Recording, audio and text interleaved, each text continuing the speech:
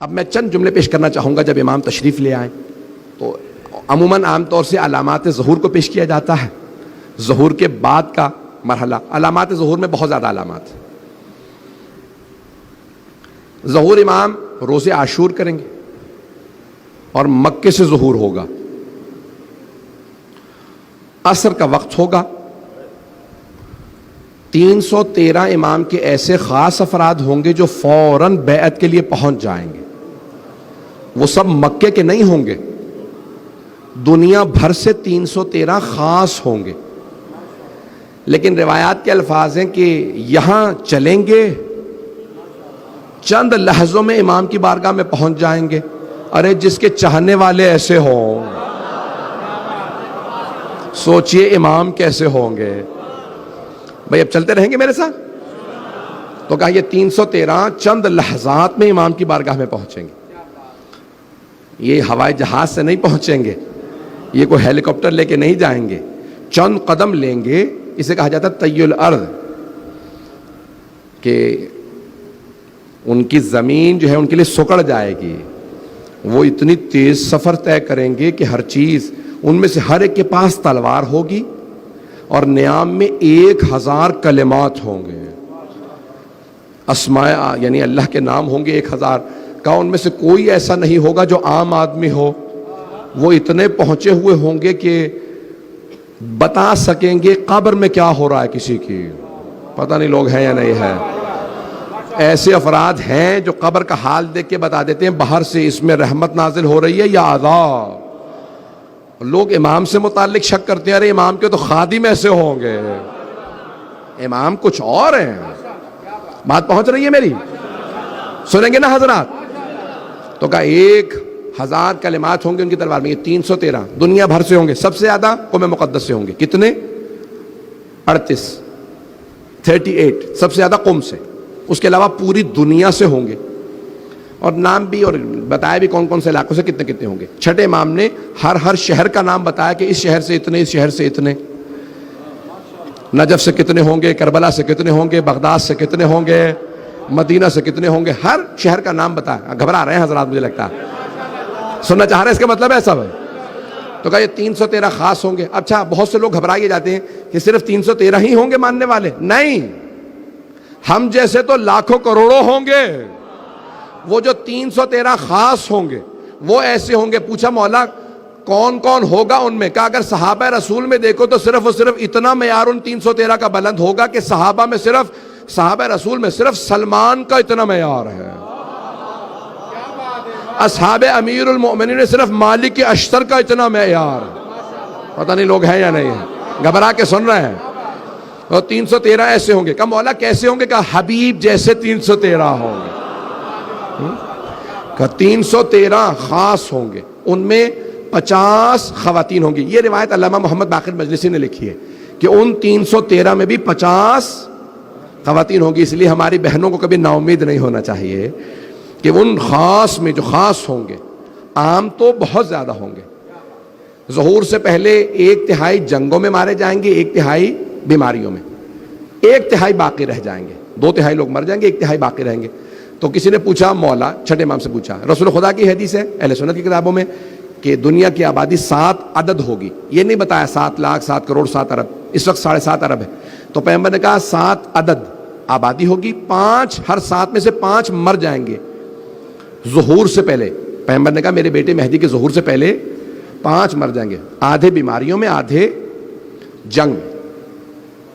گھبرا تو نہیں رہے؟ مجھے خاموشی سے کچھ نہیں ہوتا, بس بات پہنچتی رہے.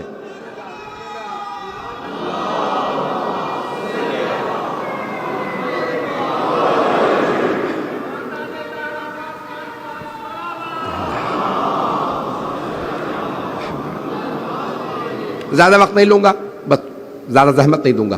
تو کہا کہ 313 خاص ہوں گے.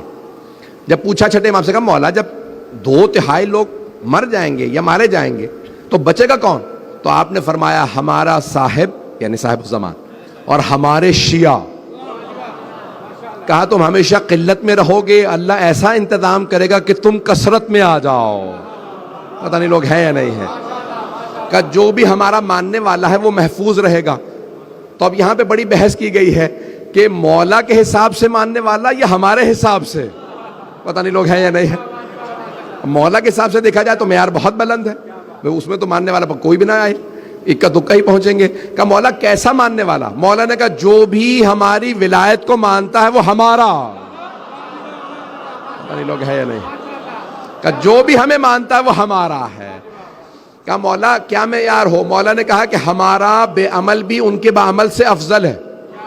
میں یہ لائسنس نہیں دے رہا ہوں گناہوں کا، لیکن اس کو کبھی بھی اپنے کسی گنہگار بھائی کو بھی توہین نہ کریں، میں اس لیے یہ بات پیش کر رہا ہوں۔ کہا کہ ہمارا بے عمل بھی ان کے بعمل سے افضل ہے۔ کہا مولا کیوں؟ کہا کیونکہ وہ ہمارا،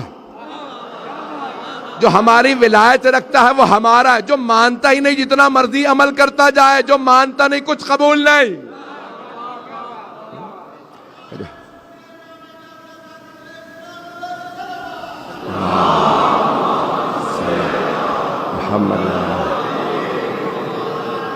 بس میں اختتام کر رہا ہوں، سن لیں گے انشاءاللہ۔ تو امام ظہور کریں گے پہلے مکے سے اور پھر مدینے جائیں گے، وقت نہیں ہے، یہ خود کتابوں کے موضوعات ہیں مفصل۔ مدینے تشریف لائیں گے، مدینے میں روضہ رسول کی تعمیر کریں گے اور جناب سیدہ کے مزار کی تعمیر کریں گے۔ اس زمانے میں جب امام نے کہا تھا تو تصور بھی نہیں تھا کہ جناب سیدہ کا روضہ ڈھا دیا جائے گا۔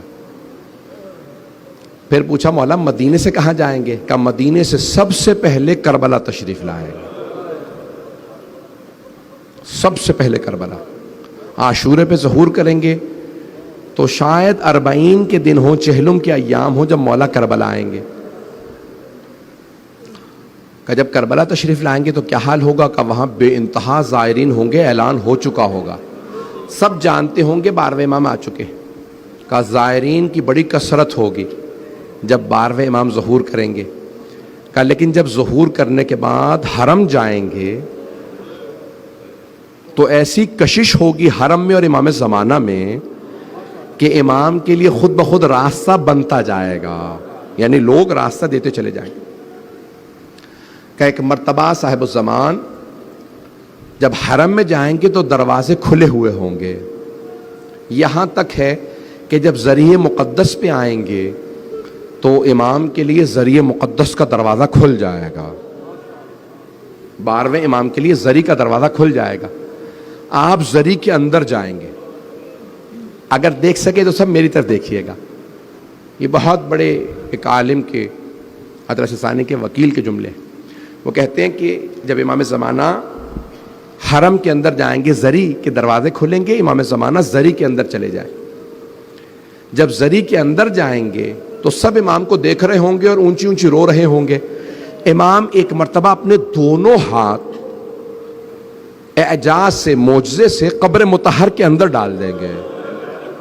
کس کی؟ سید الشہداء کی۔ دونوں ہاتھ قبر مطہر میں ڈالیں گے۔ جب دونوں ہاتھ قبر کے اندر ڈالیں گے تو ایک چھوٹا سا لاشا اٹھائیں گے، ایک چھوٹا سا لاشا اٹھائیں گے سید الشہداء کی قبر سے، لاشا اٹھائیں گے، لاشا اٹھا کے سینے سے لگائیں گے اور پیار کرنے کے بعد ایک مرتبہ روتے ہوئے مجمع سے پوچھیں گے بتاؤ اس بچے کا کیا جرم تھا، اس بچے کو کیوں تیر مارا گیا؟ یہ جناب علی اصغر کا لاشا ہوگا۔